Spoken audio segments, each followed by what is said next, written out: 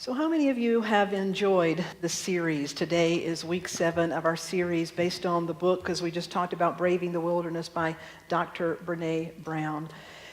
And as we reach this final week, today I want to talk about moving forward, how to go forward in what I call 3D spiritual vision. But to take just a moment to review a little bit about what the series has been about and some of the highlights.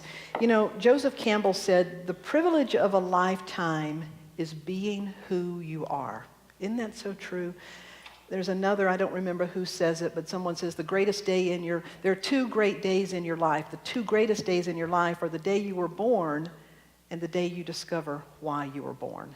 That's what it means to be born again, is to realize that there's a spiritual reason, there's a transcendent purpose for being here.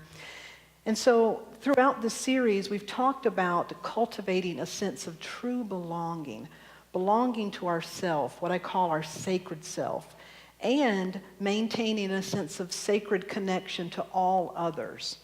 Because, you know, we can't hold ourselves in the light and hold our brother or sister in the darkness. Amen?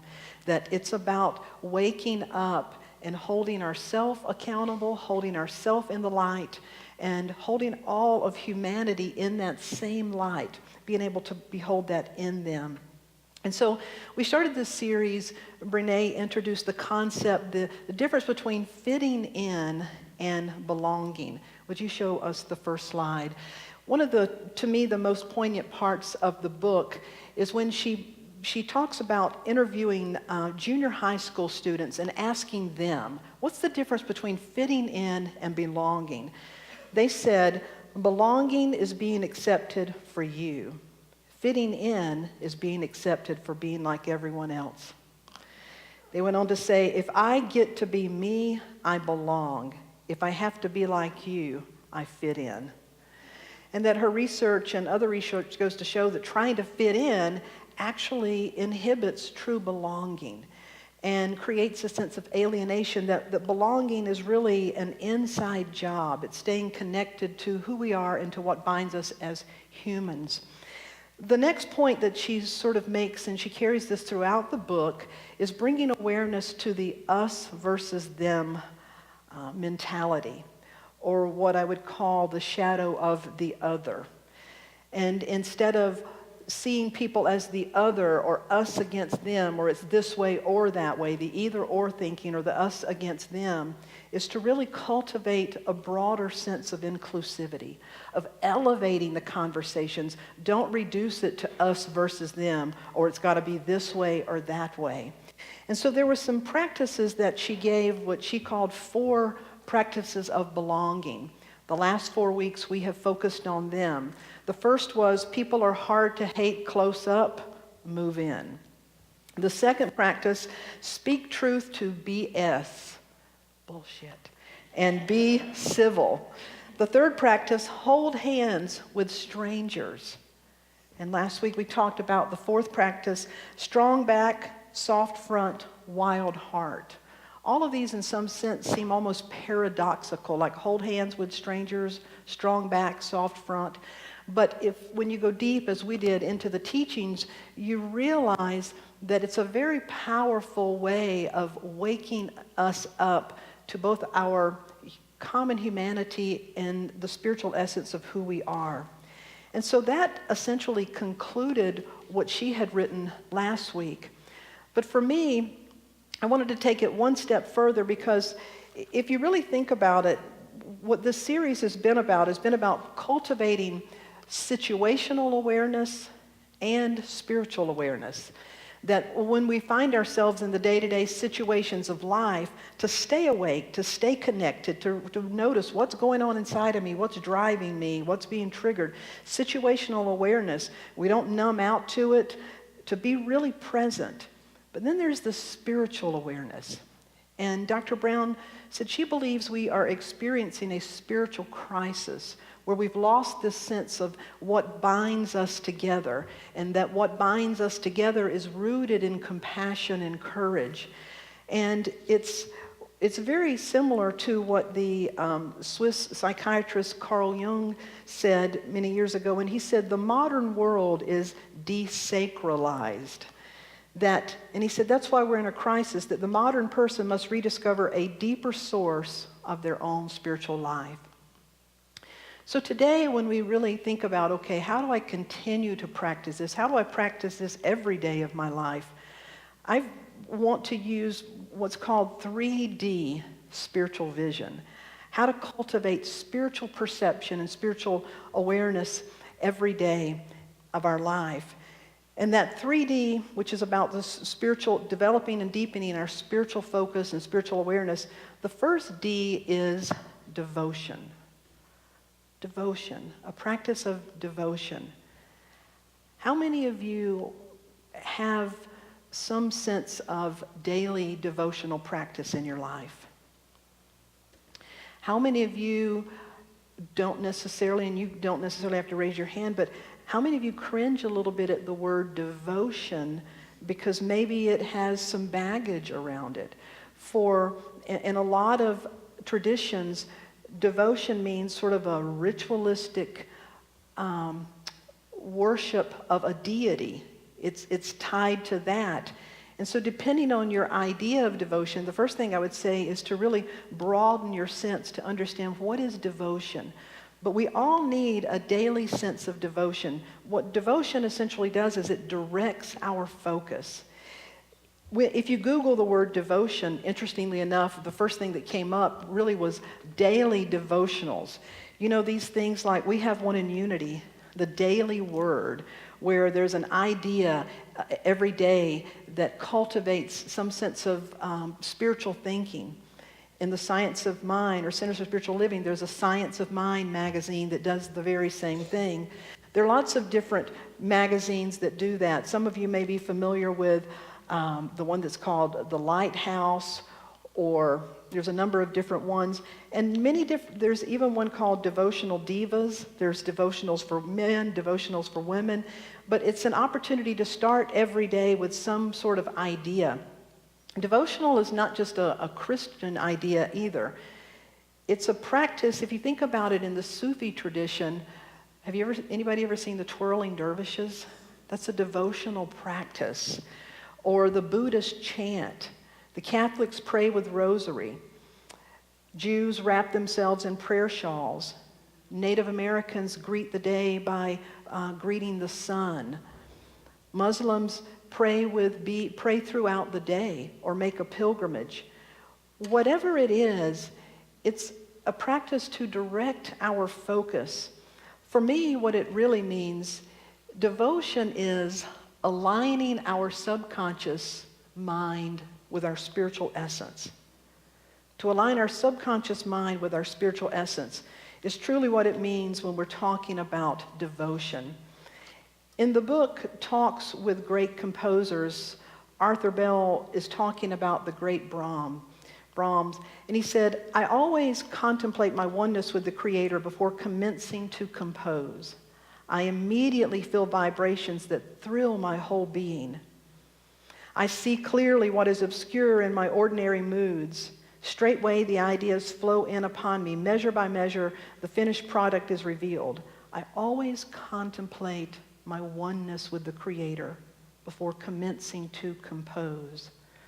Well, what if we said, I always contemplate my oneness with the Creator before commencing my day?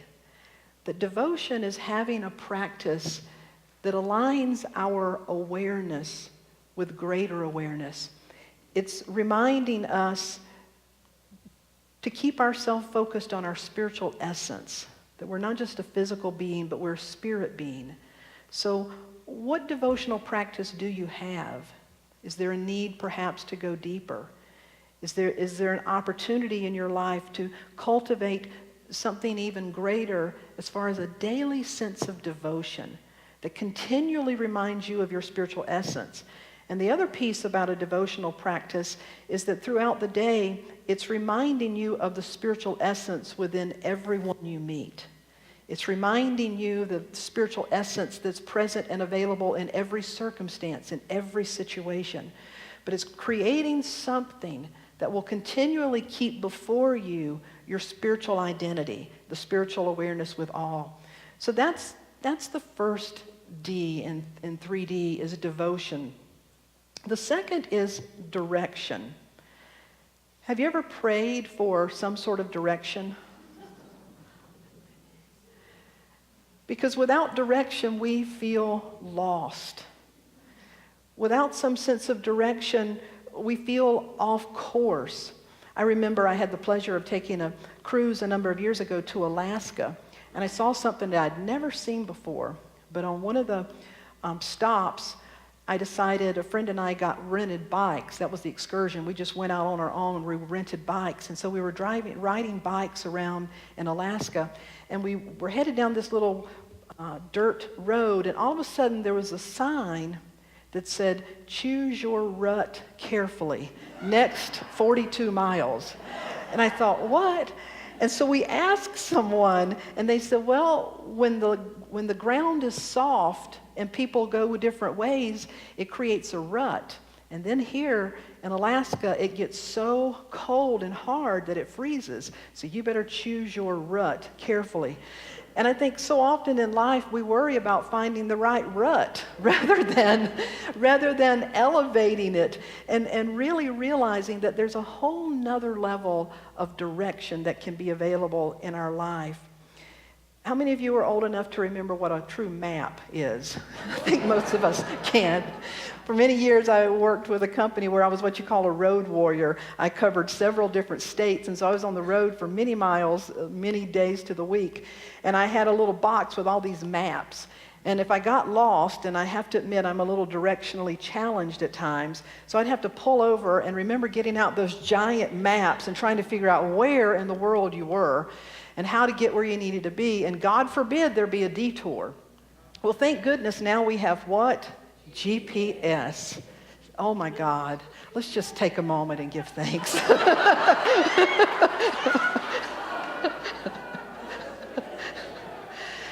Now, some people that aren't so directionally challenged don't quite appreciate that. Like my nephew says, all those things, they spoil you. You get dependent on them. I'm like, yeah, and I get where I need to be too on time. So thank God for a GPS. And if you think about it, it's attached to this satellite. It's a higher way of guidance. Well, when we think about direction in our life, so often we approach it at, being so close in, we forget to back up and to say, what is the ultimate destination?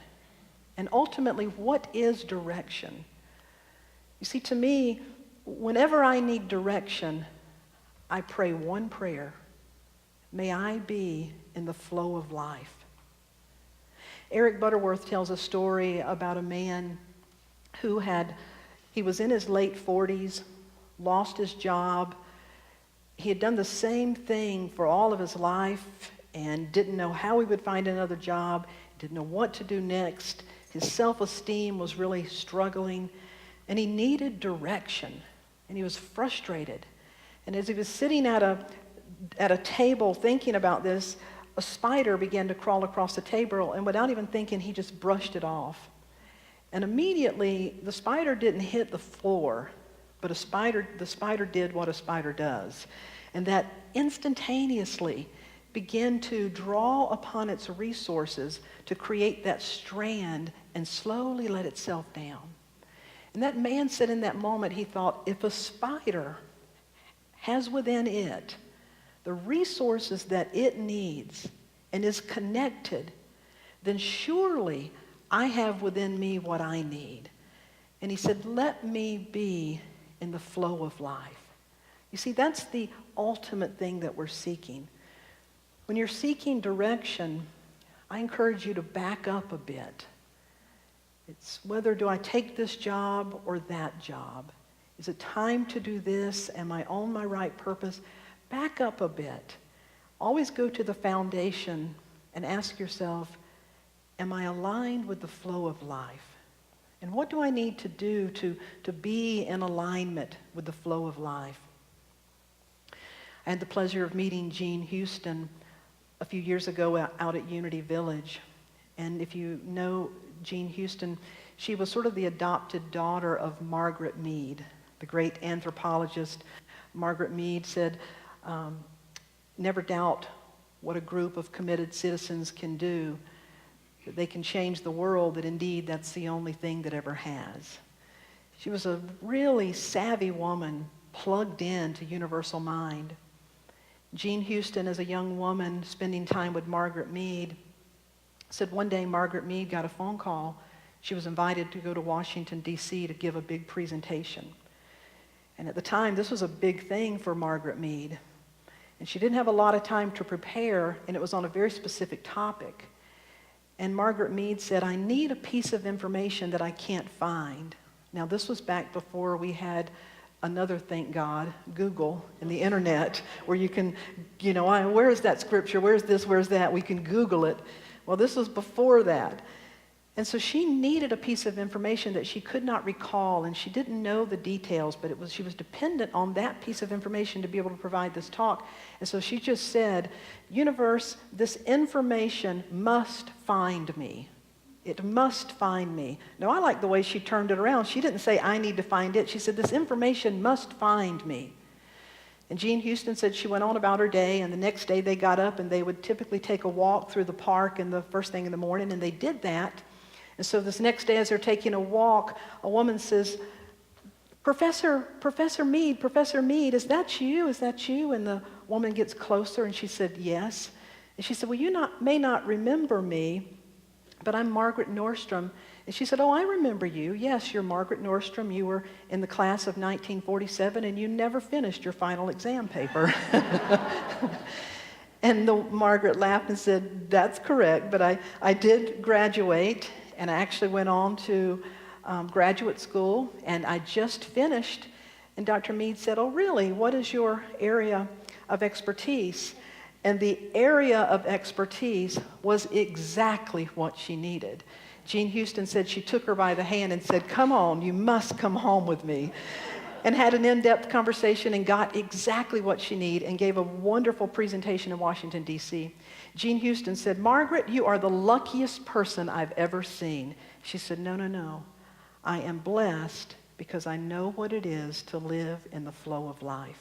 Isn't that beautiful? Devotion is about keeping in front of us the idea of being spiritually connected, spiritual essence. Direction is about realizing that there's a flow of life and to put yourself in the flow. How do you do that? By your intention, by your prayers, by asking and by listening. And so if your direction is always, first and foremost, may I be in the flow of life, then the other pieces will begin to fall into place. The third D is discipline. When it comes to transformation, there are two things that you must absolutely have. For personal transformation, for spiritual transformation, they are awareness and discipline. But discipline is a word that a lot of us don't necessarily like. I'll admit, I'm one of those. Sometimes when we hear the word discipline, maybe it's because we grew up in a very disciplined fashion, or it was somebody else's discipline. And so we tend to just brush that off, that yes, it's like, okay, give me the 10 commandments, but I only want 4 of them. It's like, give me the awareness part, but I don't want the discipline part. We tend to look at discipline and think about that, wow, that's a downer, that's a drag, we're being deprived of something. But that's absolutely not true. And as a matter of fact, studies have been done on people who exercise discipline, and there tends to be a sense of freedom. Because you see, what discipline really is, it doesn't take anything away, but it creates a doorway. It creates a doorway for you to bring forth your potential, for you to bring forth whatever it is in your life that you're needing. Now, how many of you feel like you're lacking discipline, at least in some area of your life? Anybody think you're lacking it in at least a couple areas of your life? But I believe all of you would say, Richard, if you want to come up, I think all of you would say, would you agree that you have discipline at least in some area of your life? Yeah. You see, I know some people that are absolutely not disciplined at all when it comes to their physical health. Just no discipline at all. yet they're very disciplined and they're very faithful in their committed relationship. I know individuals that are absolutely disciplined when it comes to what they read, what they take in, how much time they spend on the internet. They're very mindful about that. But they're very undisciplined when it comes to their finances. And it's not uncommon. As a matter of fact, it is very common that almost all of us have certain areas in our lives where you can look at it and say, oh yeah, that to me, I'm absolutely disciplined about that. I'm very faithful. Or I'm very careful about what I put into my body. Or I'm very mindful about this or about that. And then there are other areas where we say, you know, I have tried and I have tried, but don't ever expect me to give up French fries. You know, whatever it may be, that we feel like we're just beyond help. But that's not true. Because what discipline is, it's conscious, committed action. And if you can have discipline in any area, you can have discipline in every area. It's about reframing it. It's about seeing that it's not taking anything away, but it's a tool, it's a resource, it's something that we use to bring forth our potential, to get out of our own way. And we discover an inner strength that we never knew we had. You probably heard the little story about the 4 frogs on the log. There's 4 frogs on the log, and two of them decide to jump. And then how many frogs are on the log? There's still 4, because decision alone is not enough. It's decision plus conscious action. I think we're ready for daily devotion, for a deepening sense, mindfulness about living in this beautiful connection. You see, for me, I see in many ways organized religion being destructuralized and spirituality rising to the forefront. So things like devotion don't get kidnapped by any particular way of devotion or any particular denomination. The devotion is a part of who you are. It's about connecting to the greater I am. And then direction is simply about being in the flow of life, intending to be of service, intending to do what is highest and best, seeing the blessings, moving forward as best you can, asking for guidance, and it will come. And discipline is a gift. It's a gift we give ourselves to sort of open ourselves and allow greater potentiality to come through. And it doesn't have to be a drag or a bore. It doesn't have to be hard. We just take it in bite-sized daily pieces. How many of you are ready to move forward with 3D? I believe we truly are as a community. I want to close with this scripture. Many of you have heard this scripture that says, you're the light of the world, let your light shine. But this is a more recent translation. It comes from the Message translation. You're here to be the light. Bring out the God colors in the world. God is not a secret to be kept. We're going public with this, as public as a city on a hill. If I make you light bearers, don't think I'm going to hide you under a bucket, do you? I'm putting you on a light stand. Now that I've put you there on a hilltop, on a light stand, shine, shine. Devotion, direction, discipline. I invite you to join me in this song that says, use me, as we enter into a time of meditation.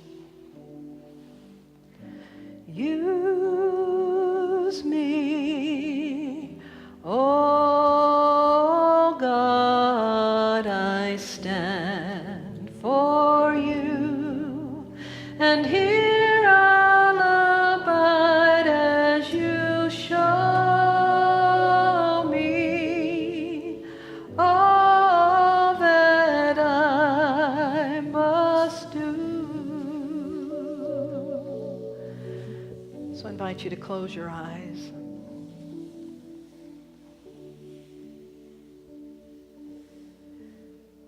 The soul knows what it means to say, use me.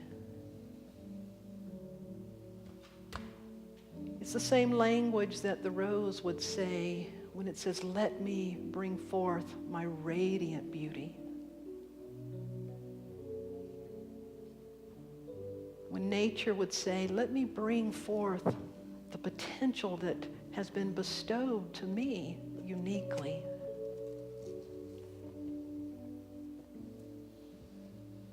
Each individual comes into this life with a certain God color, a spectrum of the light, a particular way of radiating that light in the world that is an intricate part of the whole. There's no need to question your sense of value. There's no need to compare your sense of purpose, because your very life is evidence that it needs you. And so we accept that there's purpose in your very life. You would not be here otherwise. And then a seed inside you begins to bloom, because now you're aware that your spirit in expression, you're here to shine your God colors. You're here to discover them. And as long as you have skin on, as long as you are here, there is more potential to yet be manifest. And have no doubt, as long as you're here, you have the tools, the inner resources. You have what you need to bring forth the light that you are, to bring to life all that you are. Keep your eyes focused on the spiritual essence within all creation, and that includes you. And every day, let your direction be to move forward in the flow of life. Use me. May I be aligned with my soul's highest and greatest good. May I be a service in a way that is both fulfilling and a blessing to me and to all. Direct every step in accordance with my soul. A beautiful experience of direction begins to take place in your life.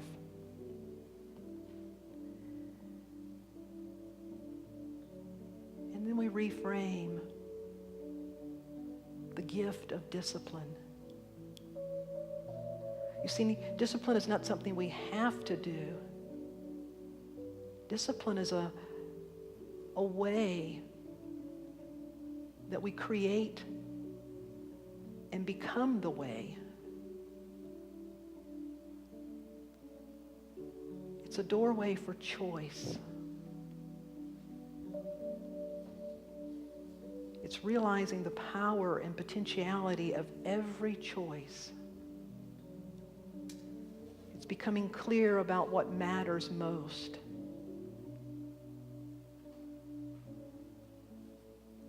And one choice, one day at a time, we do the things that bring light,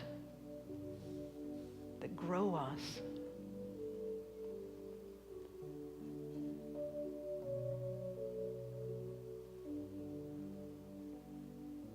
Devotion, direction, discipline.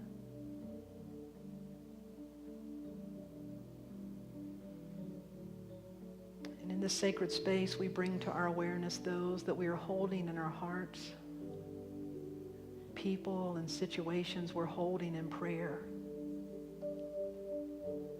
We see the flow of life. We call it forth in those situations. If you'd like to speak that name or that word into the sacred space, let us do so.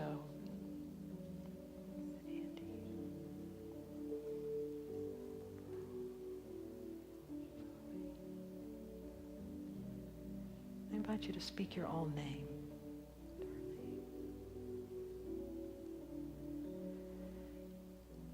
with your eyes closed, to smile.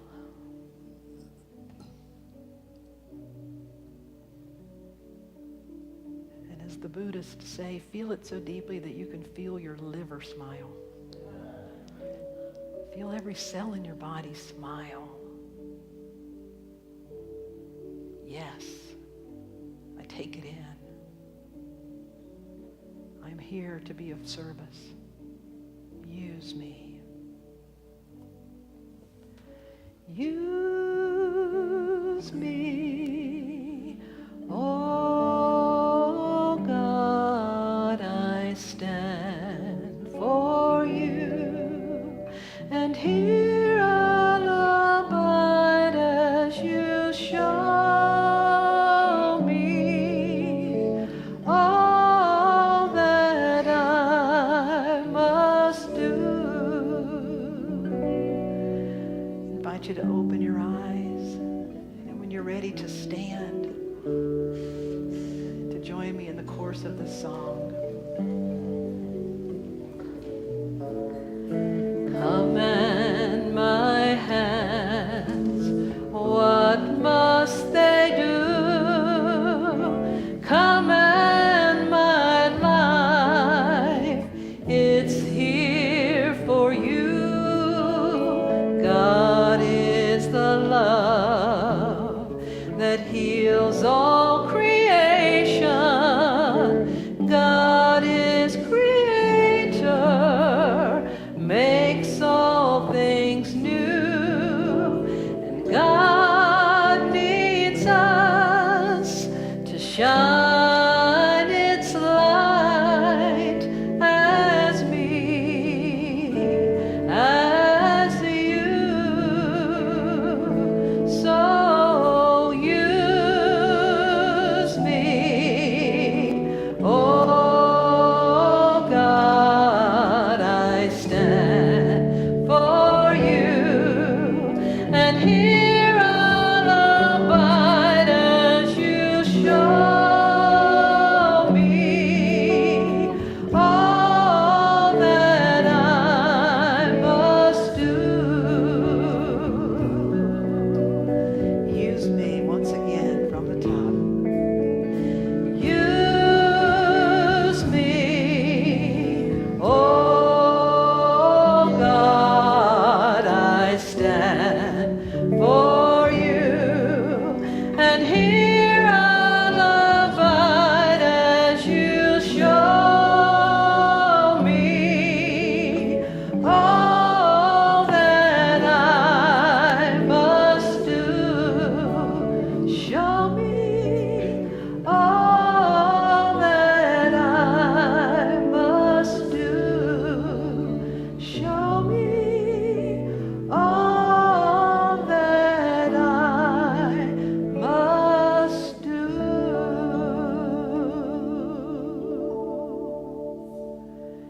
Devotion, direction, discipline.